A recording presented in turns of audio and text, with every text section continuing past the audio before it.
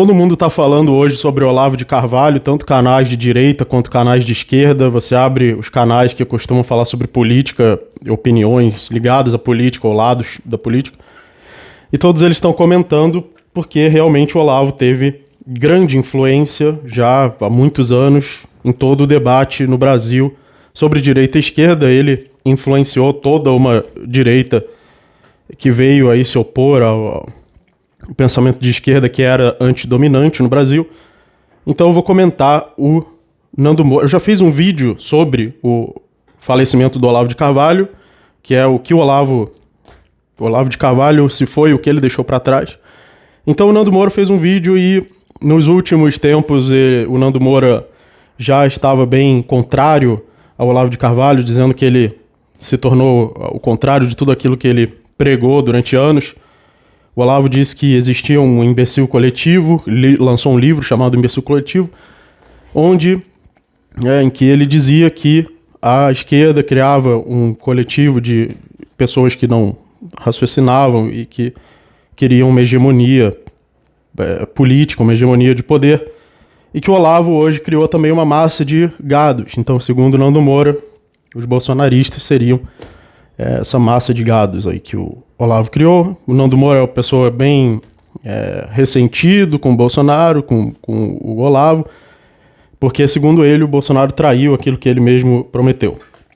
Então, mas o Olavo, por outro lado, nos tweets recentes dele, ele disse que o importante não era o presidente que você elegia, mas ele considerava ainda mais importante que isso ocupar os espaços de universidades, ocupar os espaços da academia. O próprio Olavo já xingou várias vezes o Bolsonaro. Então,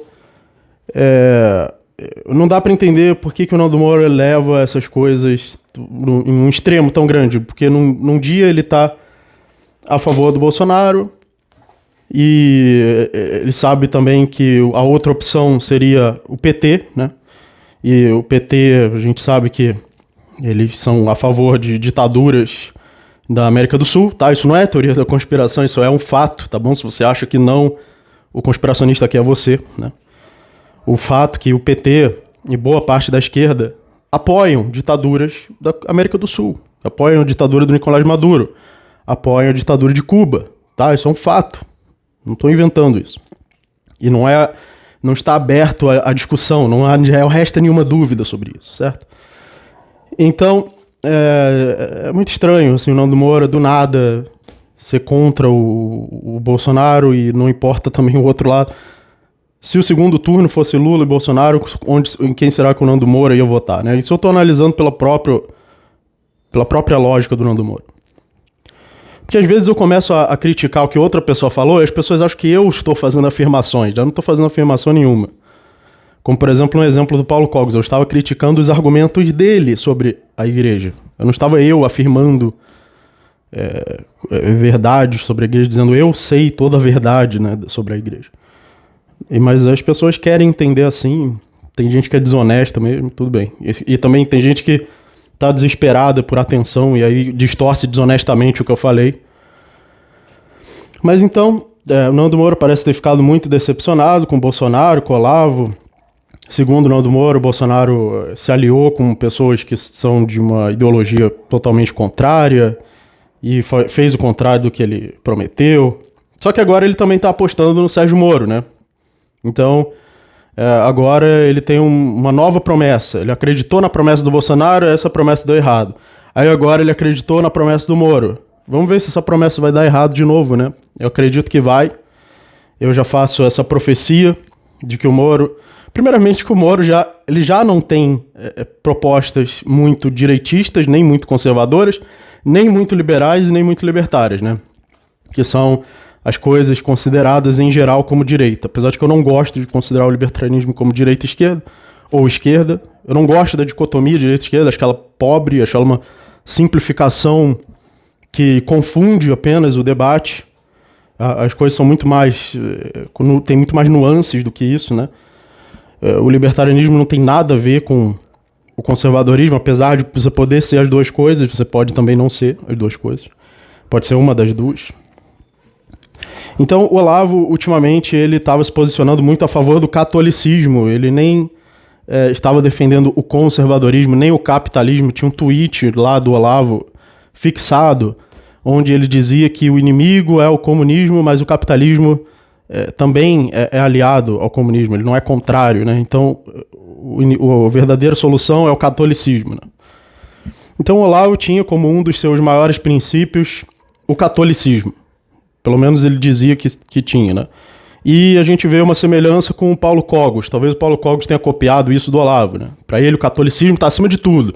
O catolicismo está acima da ética, o catolicismo está acima das leis naturais, o catolicismo está acima da economia, da oferta e demanda. Então eu dou uma explicação econômica, vinha o Paulo Cogos. Na época que eu ainda estava em grupo de WhatsApp, que ele participava, né? Aí eu dava uma explicação ética econômica, botava um áudio lá. Aí ele, não, mas isso ignora que uma elite é servo de Satanás e que uma elite é maligna e que a gente precisa de moral e que a gente precisa de... E que no fim das contas, se você for ver o que está por trás disso, é o catolicismo, né? O que ele acha que é o valor absoluto é o catolicismo. Depois eu bloqueei ele em tudo, saí do grupo também. Não quero mais ficar vendo essa besterol, não. Então o Olavo de Carvalho tinha essa posição de que o catolicismo está acima de tudo, parecia pelo menos no fim, aí nos tempos mais recentes. E ele dizia também que não importa tanto qual presidente você elege, ele acreditava que o Bolsonaro não tinha poder de fazer nada, já que os espaços estavam ocupados pela esquerda, né? Essa interpretação do Olavo. Agora, já o Nando Moura acha que o Bolsonaro é um traidor e que ele realmente traiu todos os princípios. Então existe uma interpretação muito diferente aí do Nando Moura e do Bolsonaro. O Nando Moura queimou os livros lá do Bolsonaro, só que ao mesmo tempo ele dizia que esses livros eram importantes e estavam certos. Então é meio estranho isso, você diz que o livro está certo, mas queima o livro, porque você não queimou uma foto do Olavo recente, né? Porque segundo ele, o Olavo traiu o que ele mesmo escreveu nos livros. E realmente, se você vê hoje as pessoas que apoiam o Bolsonaro, elas muitas vezes não sabem nem por que estão apoiando, né? O Mamãe Falei que ele vai nas manifestações questionar as pessoas, ele fazia isso muito com a esquerda, hoje ele recentemente fez com bolsominions. E as pessoas diziam, Bolsonaro acima de tudo, não importa o que ele fez lá na política, né? Então as pessoas nem se importam com o que o político faz, que vale mais do que ele pensa, né? Porque ele pode pensar uma coisa e fazer o contrário. Eles nem se importam com as ações que o político tem, só importa que ele está do meu lado, que a bandeirinha dele é da mesma cor da minha, né? Essa bandeirinha verdinha, amarelinha, é a mesma cor da minha. Se for vermelhinha, aí é a outra cor. Mas a pessoa não sabe mais qual é a diferença na prática, quais são as práticas dessa ideia, né? O que uma pessoa da direita deve pensar, deve fazer. Muita gente da direita nem pensa isso. O que importa é a corzinha da camisa. A camisa é amarelinha e a bandeira é verdinha. E pronto, é isso que define. É o meu lado, é o meu time de futebol. É igual time de futebol mesmo. Tipo, é a mesma mentalidade, tá? As pessoas vão para uma manifestação igual elas vão para um jogo de futebol. Não tem nenhuma ideia, nenhuma nuance, nenhuma ideia sobre economia, sobre ética, sobre política. O governo deve ser mais liberal, deve ser mais autoritário. As pessoas nem pensam nisso. Só eu estou do meu lado e o outro lado é comunista. Aí a esquerda pensa, esse povo aqui está do meu lado e o outro lado é fascista. Nem entende direito o que estão falando, né? Tem uma ideia assim, muito vaga, muito mal feita, assim, muito embaçada do que eles realmente defendem. Então o Olavo odiava que dissesse que ele era o guru da direita, né? Mas eu acho que isso também não é uma escolha dele. A direita decide quem ela vai seguir como guru, né? E decidiram que vão seguir o Olavo, tá? Isso não é escolha do Olavo. Também não significa que vão seguir a obra dele. Podem seguir o que ele fala superficialmente, ou podem achar que estão seguindo ele, né? Mesmo que não estejam fielmente. Eu não vou dar muitas opiniões aqui sobre o pensamento em si do Olavo, porque eu já falei isso no meu outro vídeo do o Olavo se foi, o que ele deixou para trás, tá? Então se você quiser saber isso, assista lá. Então o problema na política, assim como a impossibilidade do cálculo econômico no socialismo, como disse o economista Ludwig von Mises, é a impossibilidade do cálculo político. Se você não pode voluntariamente dar o seu dinheiro apenas para o político que você quer, digamos, né? Porque você vai pagar imposto para qualquer político que seja eleito, tá? Se o Lula for eleito, você vai pagar o salário do Lula. Você vai pagar dinheiro que o Lula vai administrar. O Lula vai pegar o seu dinheiro e vai administrar. Não importa se você votou em outra pessoa.